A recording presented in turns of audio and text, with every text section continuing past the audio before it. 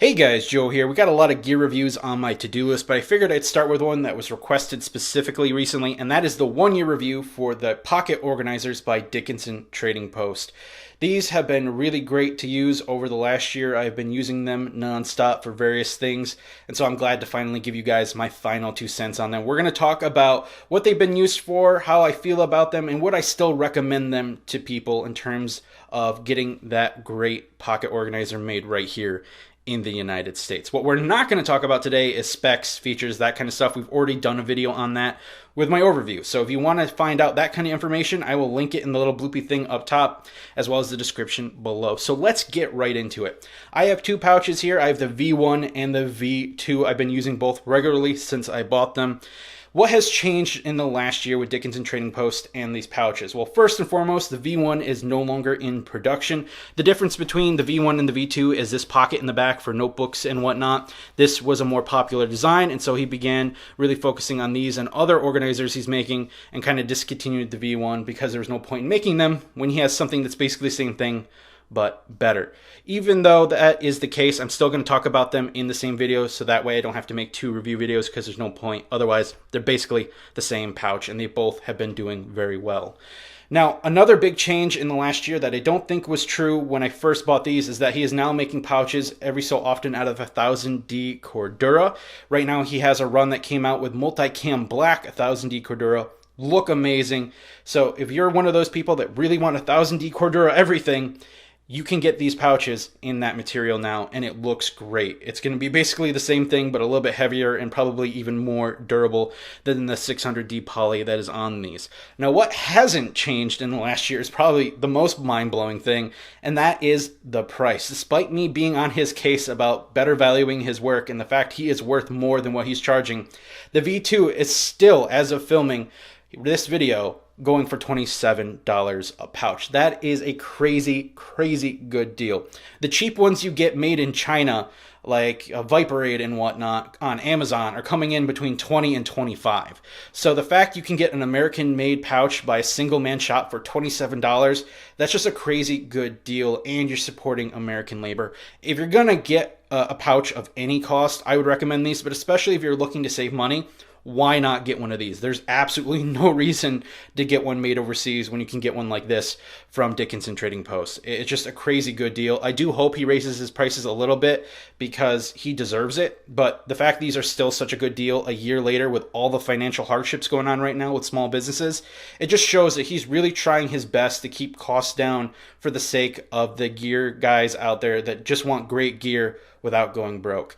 And even when you compare it to other American makers, the price is even more insanely good. His, again, are $27 a pouch, or about $32 to $35 for the 1000D Cordura version, whereas one of the more hype beastie products on the market, the Yellow Birch, these are going for like $55 before shipping and tax, I think $60 when it's all said and done. So these are almost half the price of these, despite them both being American makers, and this being equal quality and equal materials if you get that 1000D Cordura. It's just a crazy price tag. So the fact that it stayed the same over the last year, it just deserves a round of applause for him. I don't know how he's making money, but I really hope he's making what he deserves because he's such a great guy. And that's another thing about Mike over at Dickinson Trading Post. When I first did the overview of these, I kind of talked with him a little bit about the pouches and some other things. And over the last year, he's become a personal friend. He's just a great guy. So you're not only buying great gear and supporting a great company, you're supporting a great person. And that's the best part about buying made in America gear or things that just aren't mass produced in, Taiwan, Vietnam, China. You're really supporting a good individual person that is there for his customers, is there for all the gear industry, and really trying to put something great out there at an affordable price and really kind of help offset the crazy gear prices that are going on right now. Again, applause to him. Really great guy. Now, in terms of what these have been used for over the last year, for me specifically, this started out as a dedicated in my pants pocket organizer for my knives and things like that, but recently I switched over to carrying kind of a man bag, and so now I'm using it as a sanitation pouch for the V2. The V1 from start to finish has been used as a small fire kit, though I will probably be modifying this a little bit because I just got a really awesome gift from another friend of the channel. I don't know if I'm supposed to blow up his spot or not, so I won't mention who it is, but you know who you are. You're an amazing person. This is awesome. If you want to mention in the comments below, please feel free to do so. This is really cool. So this will be staying as a fire kit, though I probably will make that modification to it.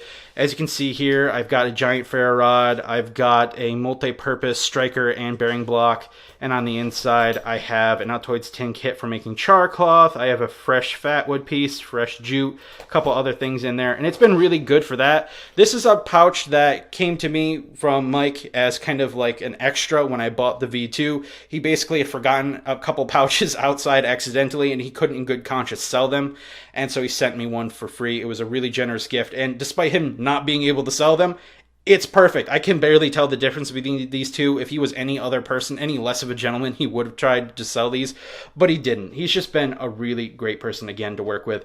And even though this one was damaged from the start, it's perfect. It's a little dirty from carrying it outside, but that's on me. It's held up very well. And the same thing is true of the V2.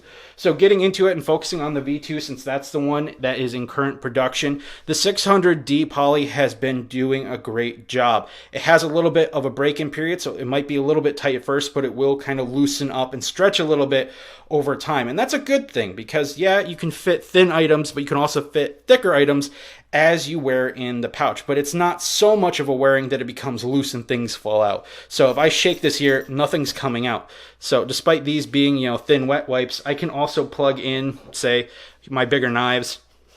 Because it's stretched a little bit, they fit pretty well. The Mannix 2 by Spyderco is a fairly well-known tall knife. It fits in there great. Even knives that don't make sense to put in here, like my Adamas, still fit quite well. Even more insane knife is the SOG Seal XR, which is pretty much big in every dimension. You would never put it in a pocket organizer like this. Can still technically fit, as well as more common sense tools like my Leatherman Wave. That fits in here really great. And also, I've been messing around with fixed blades over the last year, like my CRKT Spew. That's a really nice fit. My Glider Co. Sweeney. That would make this kind of good for like an artsy kit. Maybe you have a small Altoids tin watercoloring brush and you want to carry a craft knife or something. Great for that. And even this guy here, my Sculpin Knife Co. Scout, I can lock this in here, carry that in my pocket, and actually draw the knife from this pouch. So that has been a really cool thing. I like that the main pocket on here is a little bit bigger than some of the competitors that are out there that give you a little bit of a smaller one. I can pretty much put anything I want in that pocket, which is cool, but it hasn't stretched out so much to where things fall out. And the same thing is true over here. This is typically a pen or a flashlight area, but I put a Tide to Go pen in there. Despite it being stretched out by the Tide to Go, it still fits a Sharpie just fine. Still fits my Streamlight Microstream just fine if I can put it in the correct area. Nothing shakes out. It's great. And that's also true for the back as well, for those of you that like to carry certain kinds of notebooks. Typically, you would put in something like, say, a Field Notes or a Write in the Rain. I've got both of those right here. So, yeah, they fit great, especially now that it's stretched out a little bit. Again, won't fall out. This fits great. Little full of a pouch, but it's in there.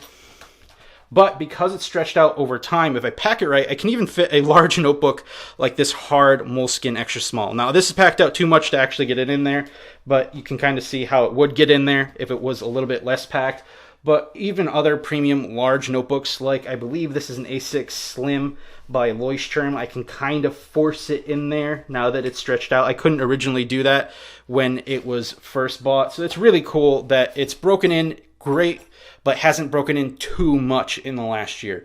This is something that will last you a very long time. It's a very well-made pouch. Pretty much everything he does is great. Recently, he sent me a really cool kind of personalized thing with my channel name on it. This is his Keystone wallet organizer, and then put in a newspaper article copy from a famous story locally involving the Seneca Lake Monster, which I get my channel name from.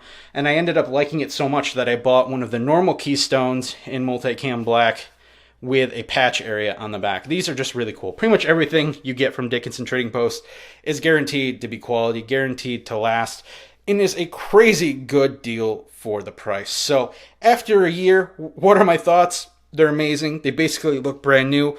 Would I still suggest them after a year of use? Of course, there's absolutely no reason not to look to Dickinson Trading Post if you're looking for any sort of pocket organizers. He even makes bigger things like haversacks once in a while and other similar style bags. He's got a couple that he plans on coming out with over the next couple months and in the last year, so keep your eyes peeled for those if you're looking for something bigger. But he's just a great maker, great guy, putting out a great product at a great price. I give him a full 10 out of 10 recommendation. Anytime I look forward to buying a pouch of this type, I'm going to be looking to Mike first because there's just no reason to look anywhere else given his quality, given his materials, and given his prices. It's a total win. So I hope you guys stay safe. Have a great day. Be sure to tell someone you love them. It's dark days out there, so a little bit of positivity can go a long way. See you in the next one.